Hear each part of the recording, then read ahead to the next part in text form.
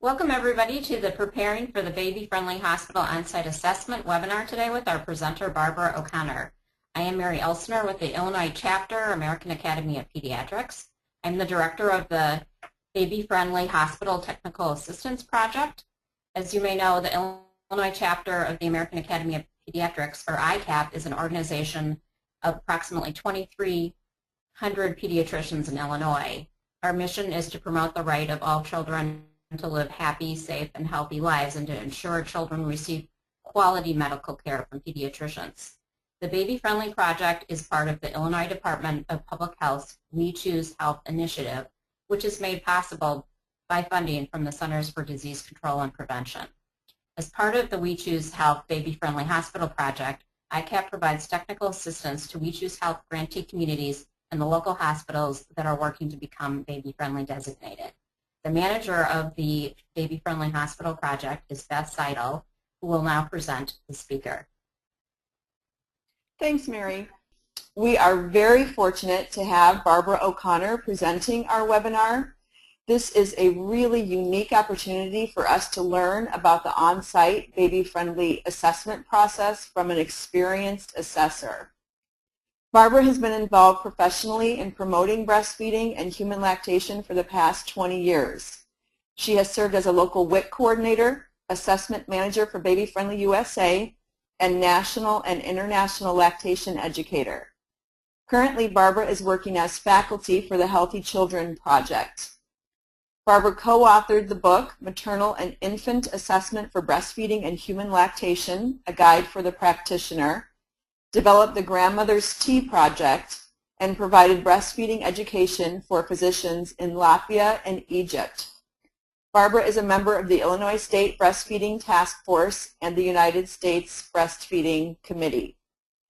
At this time, I would like to turn over to Billy Kalb from ICAP to just talk about some of the logistics of asking questions at the end of the webinar. Thanks, Beth. Good morning, everyone. I just wanted to give you a quick heads up on how questions are going to be handled on this webinar. Please hold all of your questions until the end, and when we do get to the question part, you can enter your questions via the chat feature of GoToWebinar's control panel. This way, all attendees will be able to see the questions, as will the presenter, and we can address the questions like that. So again, please hold all of your questions until the end, and when we get to that point, you can enter them, type them out in the chat function, and send them to the entire audience so that we can all kind of stay on the same page and see the questions that other attendees are asking. Thanks very much. Without further ado, I will turn it over to our presenter for this morning, Barbara O'Connor. Thanks. Well, welcome everyone. I'm really excited to be presenting this information with you.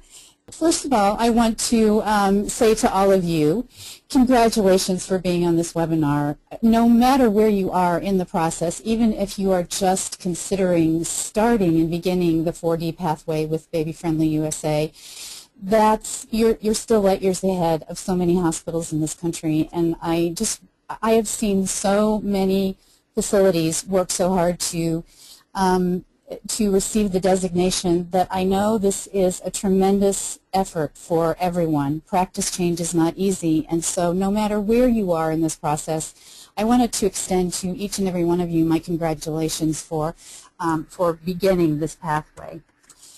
And now I just want to talk a little bit about the actual assessment and my thoughts about sharing this with all of you who are at different stages in this process are a couple of different things. First of all, I don't want to frighten anyone by telling you what's at the end of the journey by the on-site assessment, but I also think it's very valuable for people to know what they're getting into. And you'll see, I think, when we finish this presentation today, that this on-site visit and the designation process by Baby Friendly USA is not in any way a punitive sort of process. The on-site visit is designed to see how practice is put into place and to offer to you help and support if they find challenges, the assessors find challenges at the on-site assessment. So what the assessors will do when they come to your facility is look at practice and policy and procedure that you have in place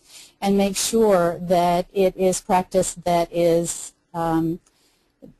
set forth in the Baby Friendly USA guidelines and evaluation criteria. Those of you who are not familiar with this particular document, and I know many of you are, this is sort of your Bible as you move through the 4D process. It's available online on the public site of the Baby Friendly USA website.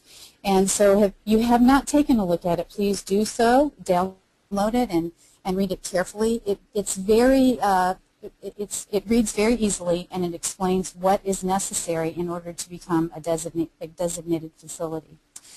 So the on-site assessors will be looking at your policy, your practices, and your procedures. And what they will also do is objectively gather information and data.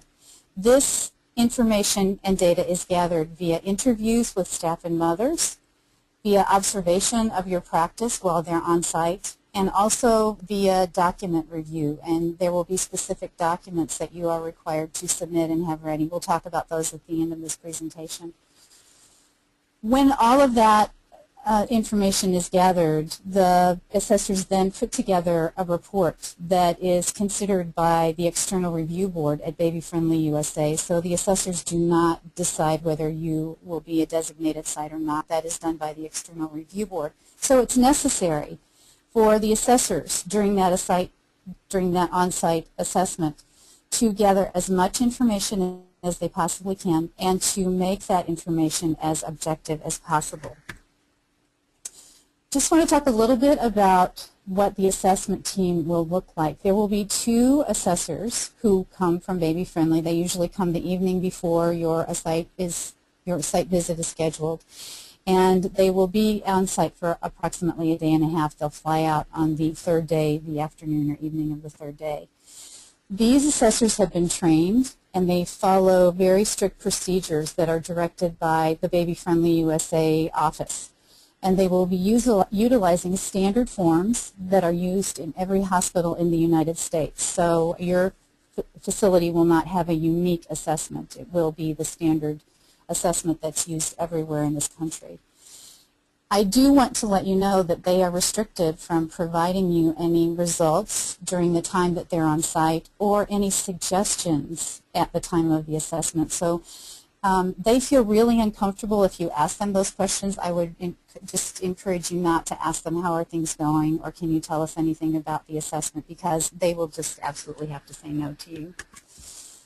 So let's talk now a little bit about each of the steps and how you can prepare to be ready for the on-site assessment. Step number 1 is all about policy, and some of you have probably already worked through this particular step. It's one of the first efforts that you will make as you travel through the 4D pathway.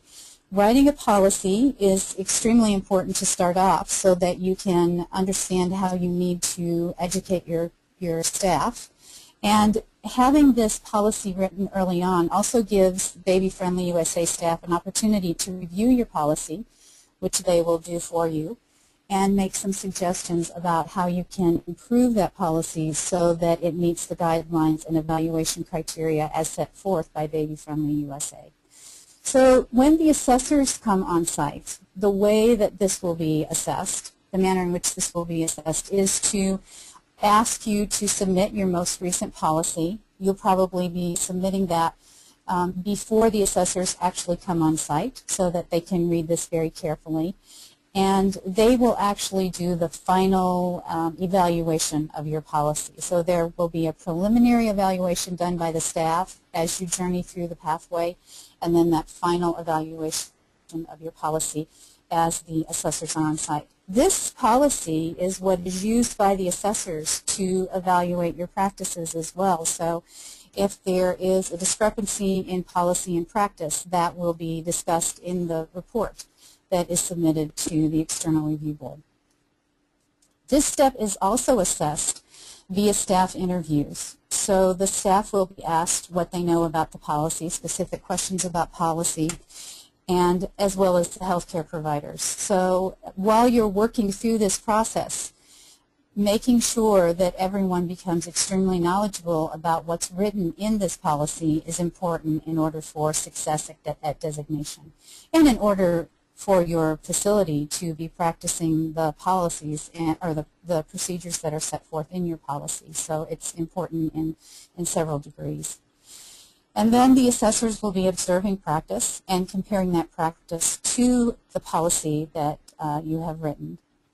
One of the things the assessors will ask for when they come to the on-site assessment is a tour of your facility, and they will be looking to see if you have posted the 10 steps in your facility in places where in places that are frequented by women with infants or women who might be pregnant and families. So Baby Friendly USA will talk with you during your 4D process about where those need to be posted, and please make sure that you have those posted, because the assessors will check that with an actual physical tour of your facility.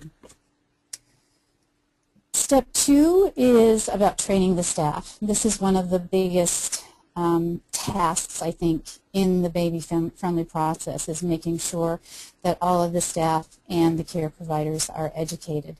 So when the assessors come for an assessment, they will be actually asking staff about the training that they received. They will be looking at documentation of education of the staff and the care providers, and they will also be assessing the curriculum content that was utilized to educate both the staff and the physicians.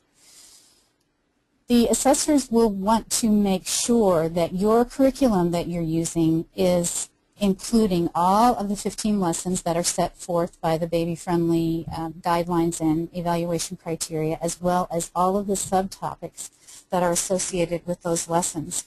So it's important for you to be familiar with this early on. What you will want to do, it would be really terrible at the on-site assessment if you presented your curriculum and one of the lessons was left out. So I would encourage you very strongly to take a look at the curriculum that you're using to educate your staff, and take a look at the checklist that Baby Friendly offers you regarding the 15 lessons, and I believe that's on the public site as well, the 15 lessons with the subtopics. And just jot down in your curriculum where you cover each of those points, and if you've made sure that you've covered all of that, then your curriculum will certainly pass the inspection by the assessors. And the assessors will also ask for you to present to them documentation that all of the staff has been educated. So a nice spreadsheet that's very organized with a list of all of the maternity staff that need to be educated, and their date of employment is really important for you to have ready on the assessment as well. This will save a lot of time for the assessors if you have a nice organized way to present all of your staff and the education that they've received. So if we stop for a moment here and just talk about who's going to be interviewed as we're talking about staff interviews and step 2. Regarding staff, the assessors will choose 10 maternity care staff. So that includes labor and delivery and postpartum unit. And they will want to choose staff from a variety of areas and a variety of shifts. And they will not accept a list that you give them saying here are the 10 staff. They will want to see the list of all of the staff that are on duty that day and that evening, and they will randomly choose from that list who they will interview. So there will be 10 staff interviewed, and there will be 5 healthcare providers who will be interviewed as well. Again, offering to the assessors the list of care providers who might be available on those 2 days of assessment and letting them randomly choose is the proper way to proceed with this. So the care providers will be those providers who are actively offering care to mothers and infants. It won't include neonatologists or pediatric cardiologists or those kinds of specialists. The assessors really are looking for the care providers who are working with mothers and babies every day as they come into the hospital. As we move on to step 3, Step 3 covers the education of pregnant women and educating women about the benefits of breastfeeding and the management of breastfeeding. This step is assessed by the assessors via examination of your policy, so they will be looking at your policy to see what you have written as your plan for educating pregnant women. And if you do have an affiliated prenatal clinic, they will ask to interview 10 pregnant women who have received services at this clinic. They will also be interviewing key staff, like the manager of the prenatal clinic, to talk about the plan for education for women. The educational curriculum for pregnant women should include all of the topics that are required by Baby Friendly USA, and again, those will be presented to you as you move through the 4D pathway. And checking your curriculum against that checkoff list that they give you, the topics that need to be included, will help to ensure that you become designated after the on-site assessment, because again, the assessors will use that checklist to go through your curriculum and make sure that the pregnant women are receiving the information that they need. The pregnant women will be interviewed to assess their knowledge of key topics, and those key topics are the benefits of breastfeeding, as you see in Step 3, as well as the management of breastfeeding. And so all of those topics that are listed and required by Baby Friendly USA are prime target for any questions that the assessors will be asking. So as you think about educating your pregnant women, design a plan that will ensure that these women can speak to the importance of skin to skin, or why it's important for them to keep the baby in the room with them, or why if they're breastfeeding it's important not to supplement. If you teach your women about these particular topics, you'll find that you have much better compliance in the postpartum unit and in labor and delivery with the practices that you're going to be implementing as you become a baby-friendly facility. In Step 3, it's also expected that the educational materials that you distribute to mothers will be free of any product logo, and so the assessors will be inspecting any educational materials that you hand out to women to make sure that they do have an absence of any product logo. If you have no associated prenatal clinics, then Baby Friendly expects that you will present a plan for how you will provide prenatal education to women who are accessing services at your facility, and that happens in a variety of ways. You can collaborate with WIC, you can offer prenatal breastfeeding classes, whatever you choose to do, but there will be requirement of some sort of a plan for prenatal education, even if you do not have an affiliated prenatal clinic. As I mentioned, 10 pregnant women who have received prenatal services from the affiliated clinic, if you do have an affiliated clinic, will be interviewed. So if there are not enough women available the days that the assessors are on site, I would highly recommend that you ensure the assessors can do their work appropriately by having a list of other women that they might call and interview if the number falls short. Maybe there are only 5 pregnant women available that day, or 8, or whatever. So the number needs to be 10.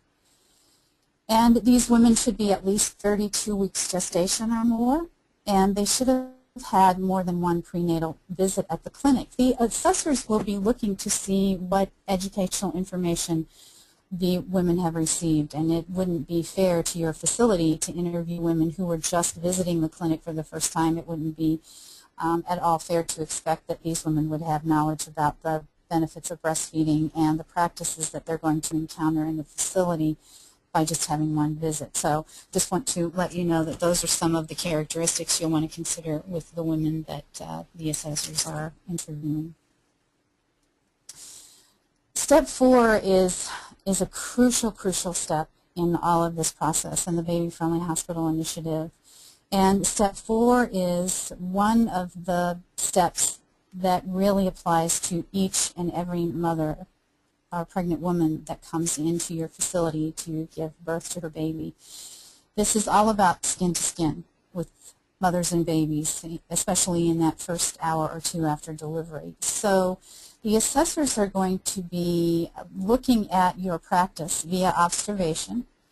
They will ask to observe a vaginal and a C-section delivery, if that's possible, if there are any that are occurring during their on-site visit. They will talk to staff about this practice and how it is implemented in your facility, and they will interview mothers about the practices that they encountered from staff. And then they will also take into consideration, of course, your written policy. The mothers on the postpartum unit will be interviewed regarding what happened immediately after delivery and asked to describe their skin-to-skin experience. So as you work through the 4D pathway, ensuring that all of your staff understands the importance through education, and then making sure that all of the staff is implementing this skin-to-skin practice in the same manner, again, will make the assessment just a breeze because it will be second nature to you once you start implementing this practice. The staff and care providers will be interviewed by the assessors to assess their knowledge of the evidence for supporting the practice of the 10 steps. So they will be asked why it's important for mothers to receive this particular practice, regardless of their feeding choice. And then the mothers who give birth to babies in special care, there will be 5 of these mothers interviewed. They will be asked about how they were supported with skin-to-skin by the assessors asking them if the staff has supported offering kangaroo mother care while their baby has been in the special care unit. So this particular step involves babies who have been admitted to special care or NICU. 10 postpartum mothers will be interviewed at your facility, and these will include both breastfeeding and formula feeding if you have any on the unit. I think you're going to be quite surprised by the time you work through the 4D pathway and you're ready for an on-site assessment. You may find that when the assessors come to your facility, you don't even have a formula feeding mother on the unit, and that's fine if you don't. The assessors will not be scurrying to find one. They will be really happy to see that everyone on the unit is breastfeeding. But if you do have a formula feeding mother, she would be interviewed regarding this step. And there will be 5 postpartum mothers who are birth via C-section that will be interviewed. Now these 10 postpartum mothers who birth via vaginal delivery and the 5 mothers who birth via C-section are the only mothers that will be interviewed for all of the steps. So there aren't 10 and 5 for each of the steps, but 10 and 5 completely during the entire assessment. And then 5 mothers total from of infants who were admitted to the special care as well. Step 5 is showing mothers how to breastfeed and how to maintain lactation even if they are separated from their infants. And you'll see that all of these steps are assessed in virtually the same manner. So again, mothers are interviewed regarding how the staff supported their needs about latching their baby on and assessing latch and helping them with feeding their infants. And the staff will be interviewed about their skills, observation of their skills, so they'll be asked questions about latch and asked to show their skills to the assessors, as well as the assessors having looked at your policy and considering how the policy is implemented in your facility as well.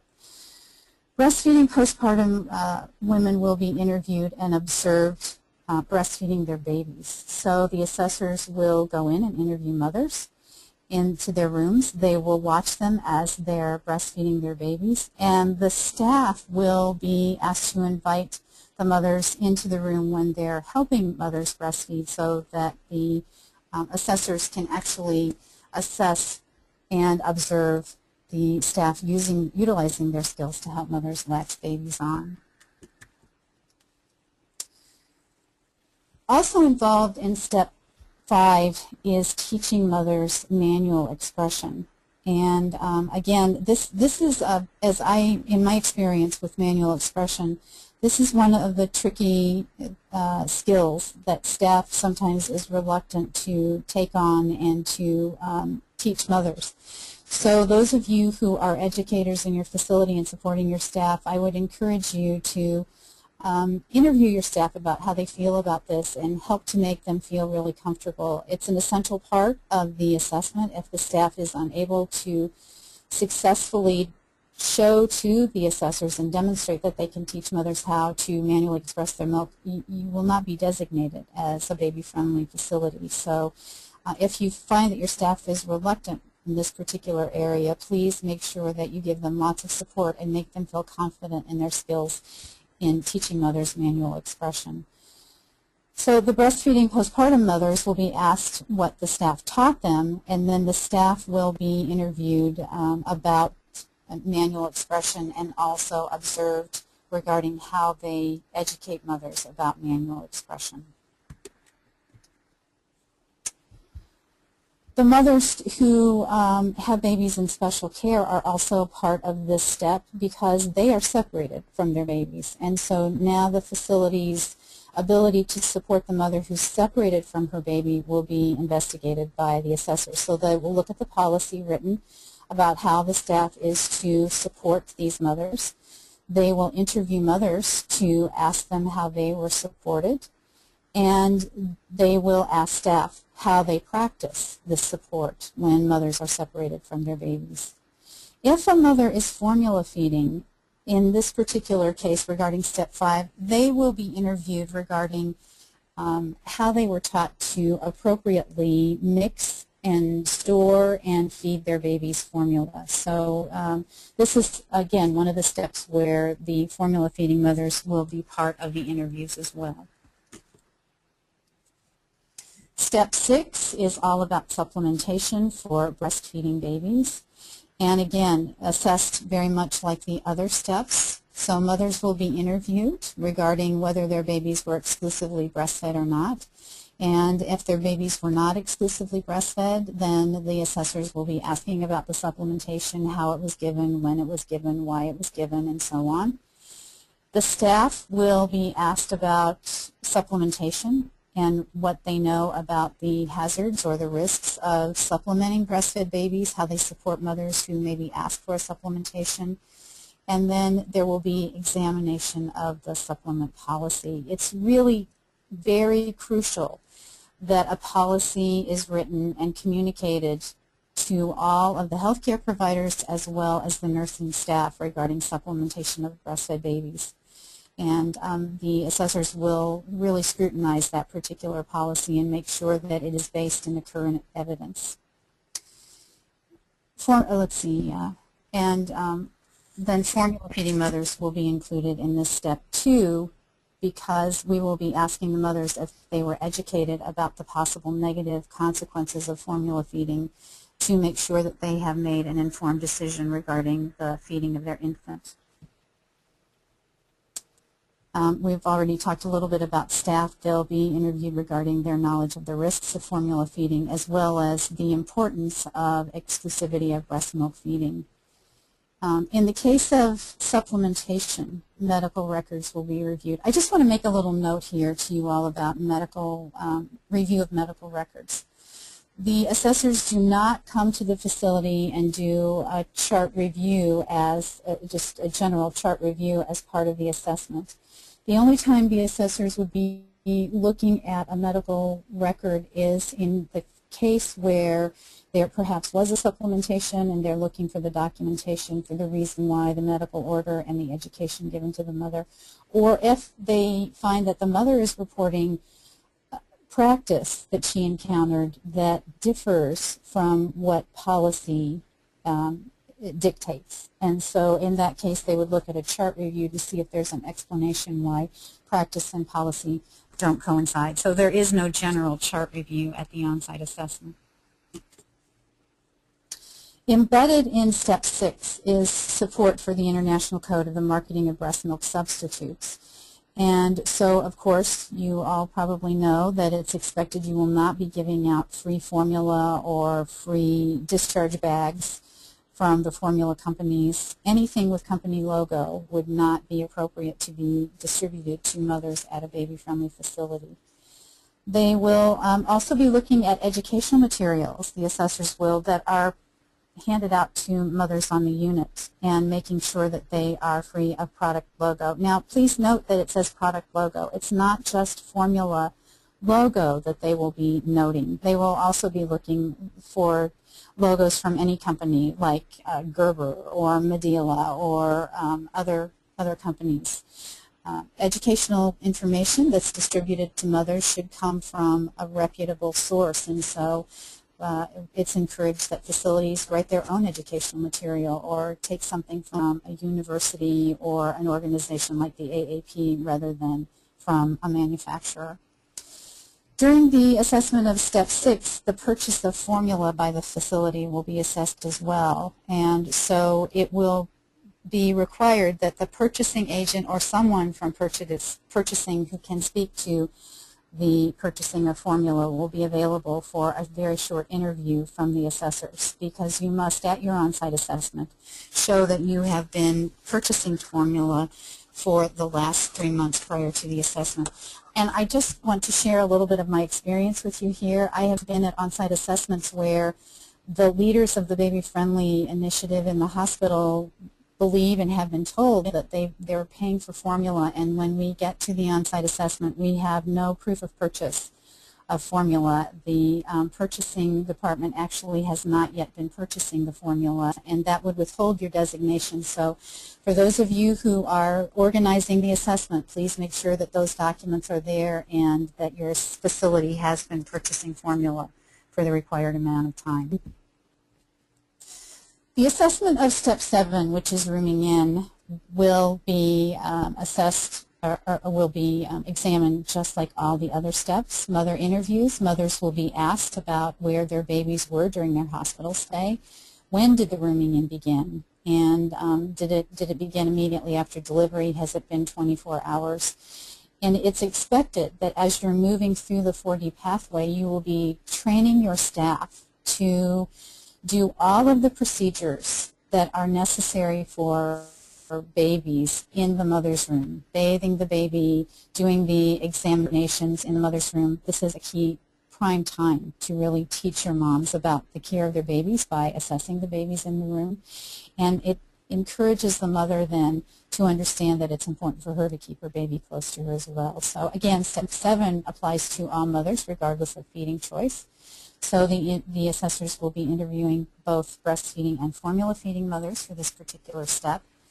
They will be examining your policy to see how you have described to staff they should implement this particular step, and they will be observing where babies are during the time that they are physically at your facility assessing your practices. The staff will be interviewed. Those 10 staff that have been chosen randomly will be interviewed regarding why it's important for mothers to keep their babies together 24 hours, mothers and babies to be kept together 24 hours a day. And if there is a case, while the assessors are on site, where a mother has been separated from her infant, this would be a call, of course, where the assessors would say, we need to look at the medical record to see what's documented, what's the reason for the separation, and how long was the mother and baby separated. Moving on to Step 8, this is the assessment of mothers being taught to feed their babies on cue. And so mothers will be interviewed regarding what they know about when they should feed their babies. And the staff will be interviewed about what they teach mothers, and then the written policy will be examined to make sure that it is explained to staff in the policy what they are to teach mothers. Again, all mothers, regardless of feeding method, will be interviewed regarding education about that they've received about when they should feed their babies, what's appropriate infant feeding, and then, as we said, the staff will be interviewed as well. Step 9 is about deferring the use of artificial nipples with breastfeeding infants, and mothers will be asked who are breastfeeding their babies if their infants have used a rubber nipple, either a bottle nipple or a pacifier. Staff will be interviewed regarding their knowledge about why it's important to not offer breastfeeding babies pacifiers or artificial nipples, and then your policy will be examined as well. If you do use pacifiers for pain control in your facility, that is acceptable by Baby Friendly USA, but you must have a procedure or protocol written so that your staff understands how to use the pacifier appropriately and not to allow the pacifier to go to the mother's room for random use then in the mother's room. If there is a case where the mother's infant does experience the use of an artificial nipple, this again would be a place where the assessors would ask for a medical record to review the charting that's been done to make sure that there's a reason documented, and also that the education provided to the mother is documented as well. And then staff will be interviewed regarding their knowledge of the importance of the implementation of this practice. And as I said, in any case where this does occur, if the mother is, if the infant needs a supplement and a bottle is used, again, that would be a reason for looking at a medical record to see why a bottle was used rather than an alternative feeding device. And your policy will be examined as well to see if you have written in your policy why you, what sort of alternative feeding method you're using and how you educated the mother to use that particular feeding method appropriately. Step 10, the last step, is all about how you sort of transition this mother out into the world after she leaves the hospital. And so mothers will be asked about breastfeeding resources in the community. Of course, they won't have to name all of those resources, but they will be asked if they have knowledge of those resources or a document providing them that information. And staff will be interviewed regarding their knowledge of what's available in the community, and then the assessors will be asking to examine that resource list if you do offer a resource list to your mothers. I would again offer this recommendation to you that just prior to the assessors coming for the on-site visit, that you take a look at that resource list and call all of those numbers. We've had occasion where the assessors will come in and look at a list and find that, oh, that person hasn't offered lactation support for 2 or 3 years, so please make sure that your resource list is updated. And the resource list must be extremely inclusive. So as you're working through the 4D pathway, you want to start collaborating with your community to understand what resources are available. There are some huge resources available, like the WIC clinics in your area and the Latch League, but there are also small support groups in many communities and independent lactation counselors, and those should all be included in your breastfeeding resources as well.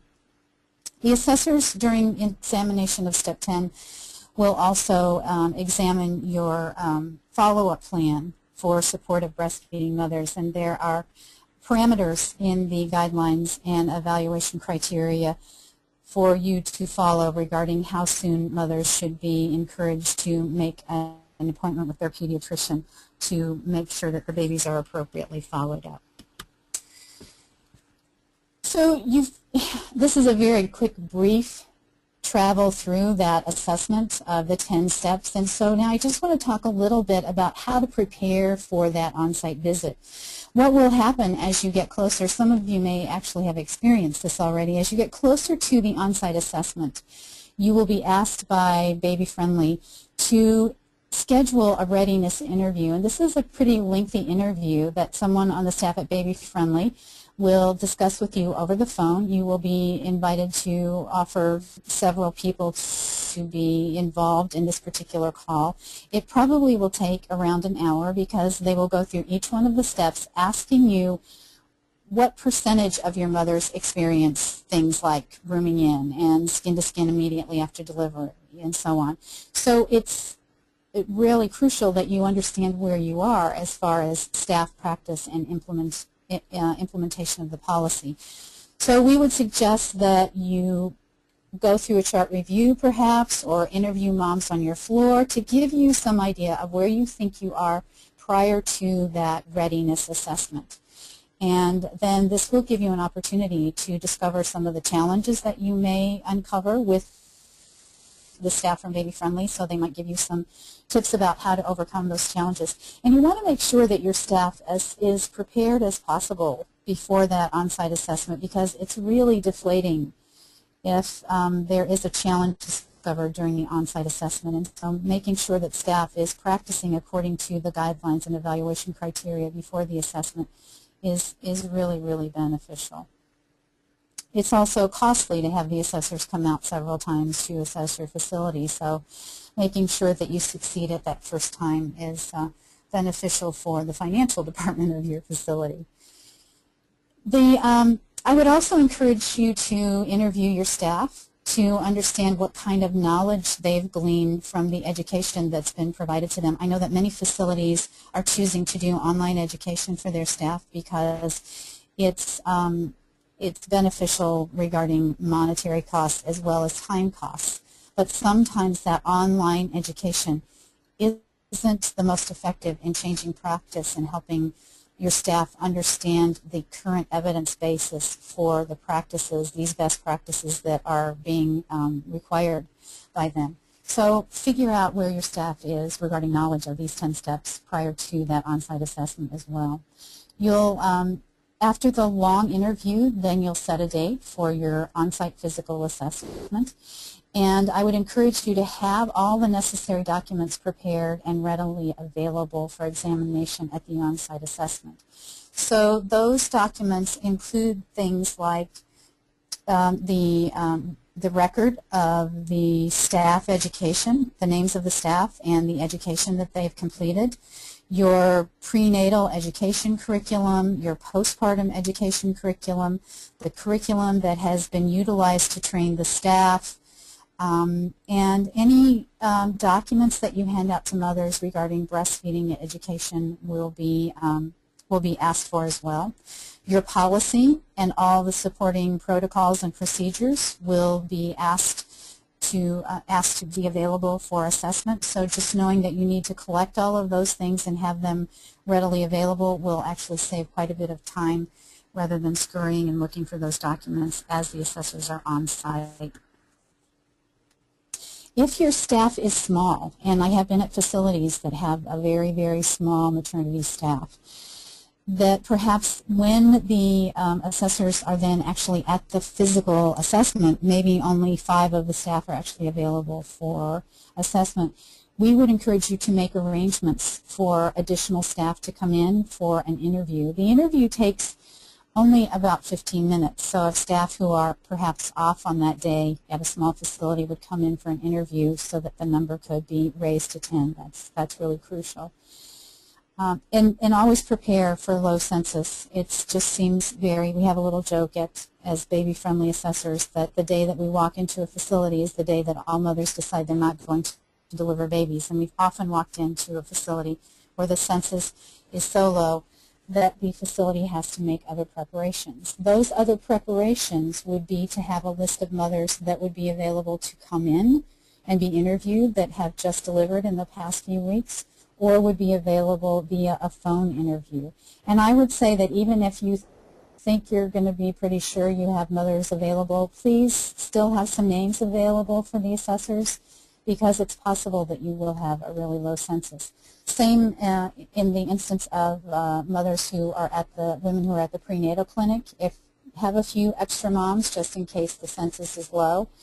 You may not have any mothers who have babies admitted to the special care unit when the assessors are on site, and so have a list of mothers to call for those particular interviews as well. The assessors, as I said, will be on site approximately a day and a half. And they will, at the very first morning, arrange an on-site entrance interview. And we would encourage you to invite key players to this entrance interview. There will be specific key players who must be present because there will be questions asked of them, like the CEO and the chief nursing officer, the director of maternity services, the director of the prenatal clinic. Those are key players. But others can be invited to this entrance interview. It's a time for you who have worked so hard to change practice to show off to these key players at your hospital what you've done. So I would encourage you to invite people who you would like to share this journey with. It's really important. I would also encourage you not to schedule an open staff breakfast or lunch This takes away from the work of the assessors. They really come, they want to do their work.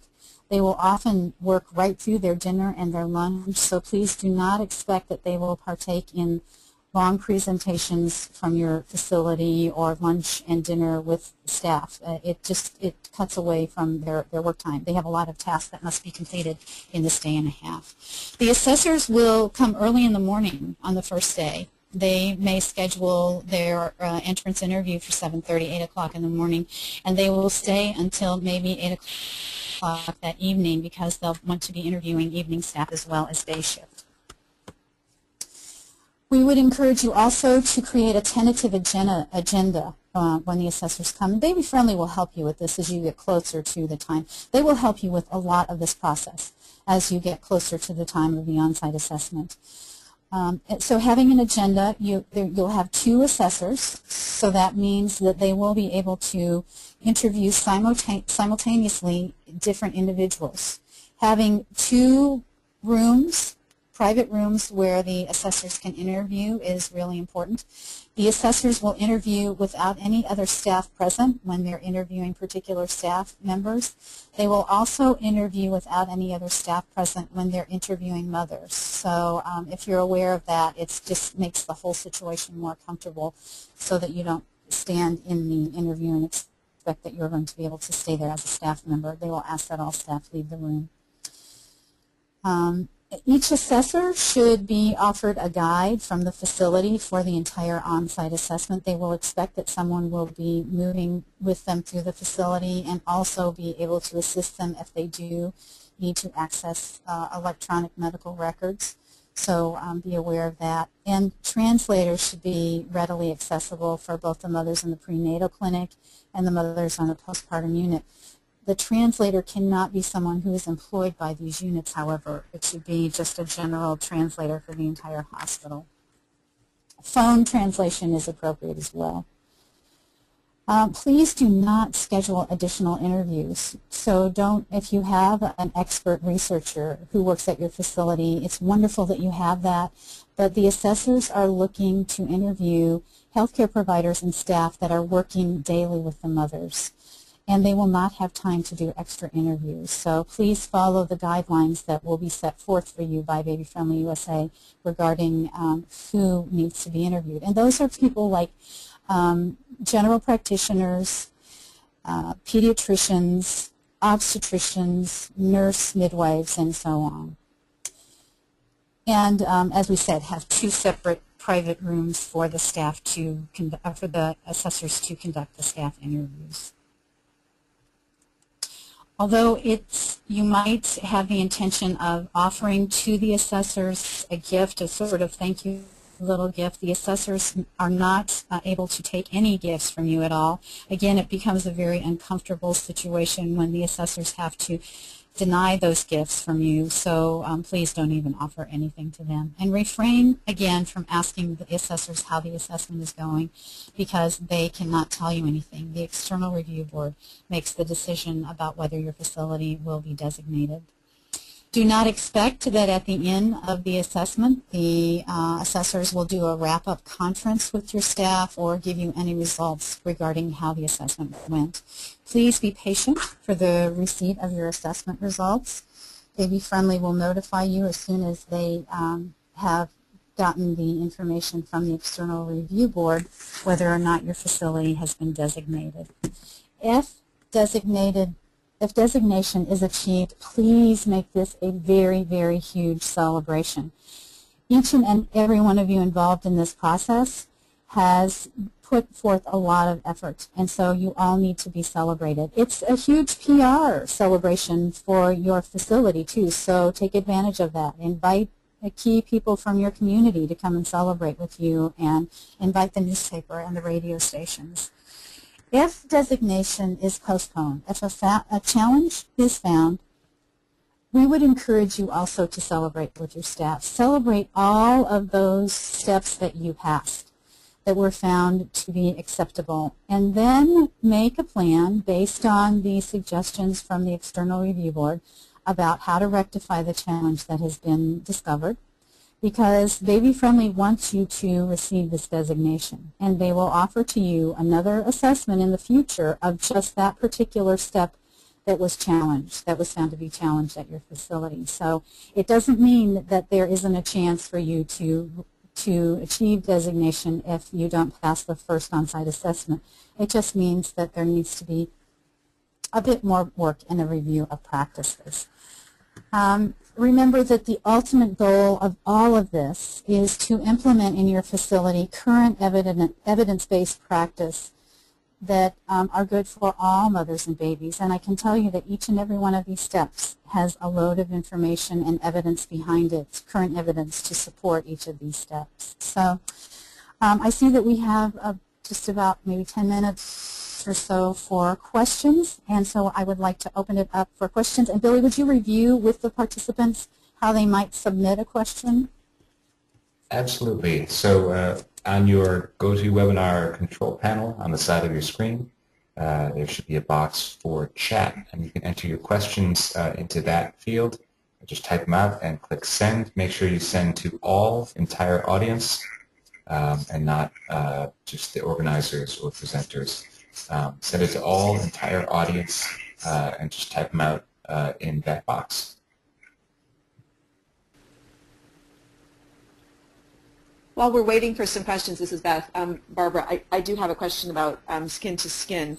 And I don't know how much detail you can give, but what are they going to be asking the moms about with skin to skin? Is it good? Are they going to look at, was it immediate? Was it uninterrupted? Was there a blanket between the mother's body and the baby's body? Can you give us a little more on that?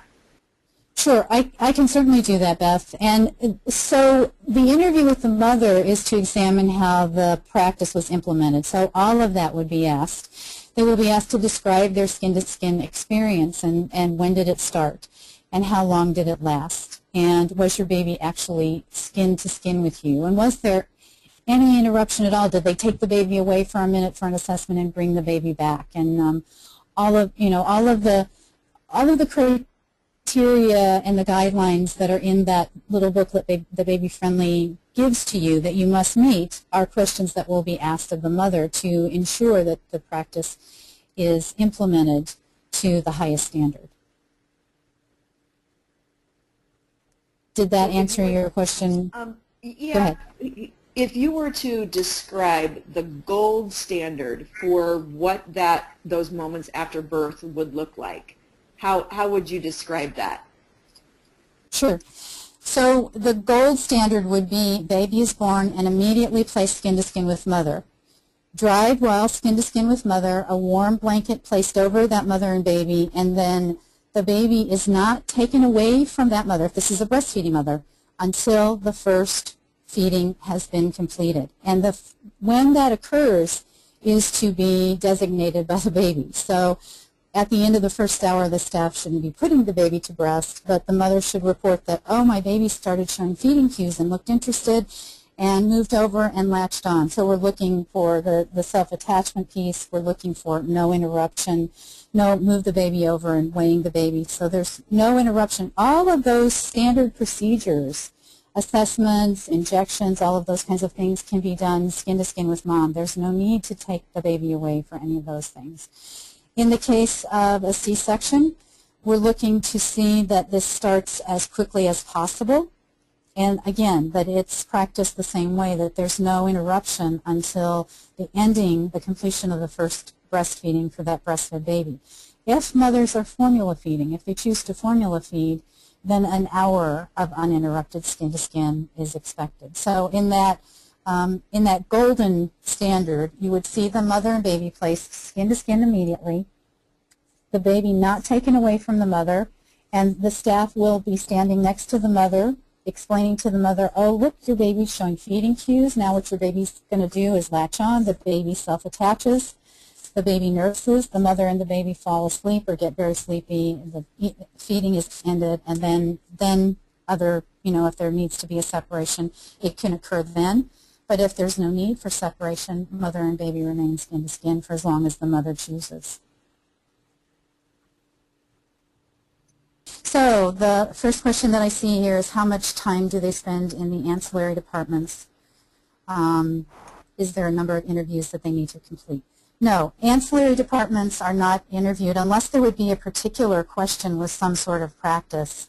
The assessors do not go to any ancillary departments. They will go to the NICU to interview moms, but that's the only place other than the maternity unit. And then there was a question about the presentation, and I believe that's been answered if you can access the presentation. If you have only 4 MDs total in your mother-baby unit, 2 OB and 2 peds, if that's all you have, then that's fine. The assessors will only interview those 4.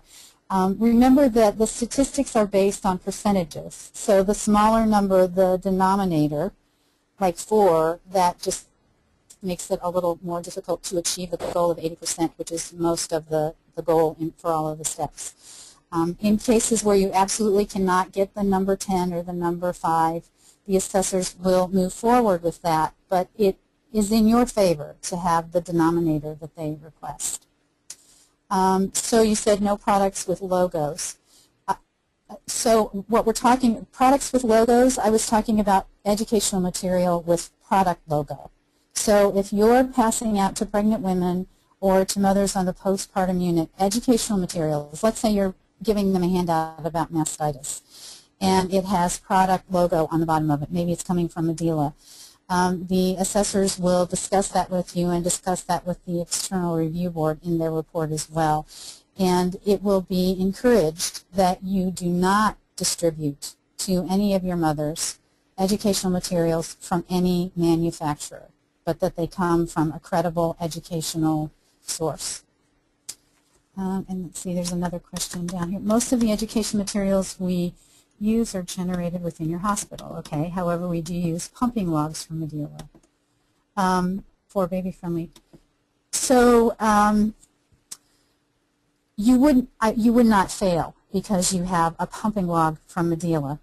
But let me ask you this. As a nurse, and I'm a nurse, in my professional scope of practice, it doesn't say anywhere in my description that I need to advertise for company.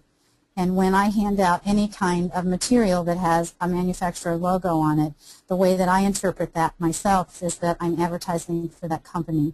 So I would say that your committee sit down and take a look at the materials that you're distributing to mothers, any kind of support or educational materials. Is there something that you can design to eliminate those product logos so that you are not advertising to your mothers, but that you're giving them just information that they can use, general information with no strings attached? And there are reasons why those companies hand those materials to you or manufacture those materials. It's for advertising purposes.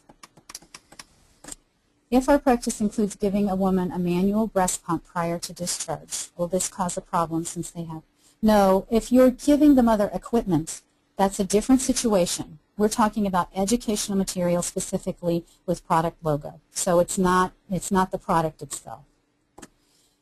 If a decision is postponed for designation, what is the time for the next site visit?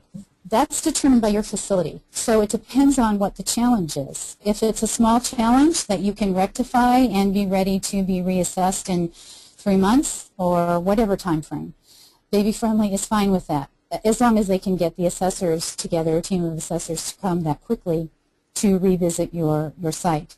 So I can't say that there isn't any set time frame within which you have to have this particularly done. You might have a bigger step that takes a little bit longer to work on. So it just depends on the step and how quickly you can rectify practice and ensure that it's really been corrected and being implemented by all staff. Please. I'm not sure what this next question, please clarify ancillary departments. So I'm going to skip that one and go on to the baby-friendly request to educate ancillary departments. Oh, okay, so I think we're talking about education of ancillary departments here. So any place in your hospital that encounters mothers and babies who might be breastfeeding or a pregnant woman, think about how you might educate the woman if she's pregnant, or how you might support a breastfeeding mother who walks into your facility. And then, according to those services, you want to offer to the staff that might be involved in contact with those mothers some education. And this can be very abbreviated education, maybe just understanding the benefits of breastfeeding for that staff so that they can support that idea with mothers. So, for instance, med-surg unit. What if the med-surg unit has a mother who comes and is admitted and she is a lactating woman? It isn't necessary that the staff on that particular unit know all about breastfeeding. Maybe the most important thing they need to know is that this is the best way to feed a baby, and it's their job to support this mother as she is producing milk for her baby. So the policy or the practice in that particular unit might be that they contact the lactation department at your facility when they encounter a mother who's lactating. So you decide what kind of education they need to support that particular practice that you're going to put in the policy, and then you offer it to the ancillary staff. That's why Baby Friendly doesn't say ancillary staff must have this particular subject involved in the ancillary training. It depends on what their needs are at your particular facility and how you can best support the staff and the mothers and make these breastfeeding women successful to meet their goals. You mentioned that neonatologists, neonatologists will not necessarily be interviewed by the baby-friendly staff, although they might be. What they're looking for particularly are pediatricians, obstetricians, staff, healthcare providers who are involved in everyday care of mothers of well babies. So it might be that that they do request a neonatologist because they want to explore what's going on with skin-to-skin with mothers and babies in your particular unit. But mostly the focus of Baby Friendly is well babies in the mother-baby unit. And so it would be the care providers who are involved with the daily care of those mothers. They will be interviewing obstetricians as well. So obstetricians, general practitioners, family practitioners, nurse practitioners who care for mothers and babies, nurse midwives. Those are the staff that they're really focusing on. And I believe I've addressed most of the questions. We're actually about 5 minutes past our stop time. So I just want to thank you for all the questions, and thank you for this time. I hope that I've been able to help you at least foresee a little bit of what the assessment might be like, and I wish you all lots of luck. And please don't get discouraged. There are days when this looks like it's a really tough process, but it's something that is going to be so beneficial to the mothers and babies in your facility and in your community. So thank you all for your time. And Barbara, this is Beth. Thank you so much. This was so very valuable. For those of you who are attending the webinar, if some of the topics that Barbara has talked about is making you think, wow, I would love to hear a little bit more about this topic, I need to know more about a certain part of the assessment, or if there's just any other topics that you would like us to focus on in a future webinar or a networking call, please let me know that. You will be receiving a survey that you can fill out and pass that information along to us. So thank you so much for attending today.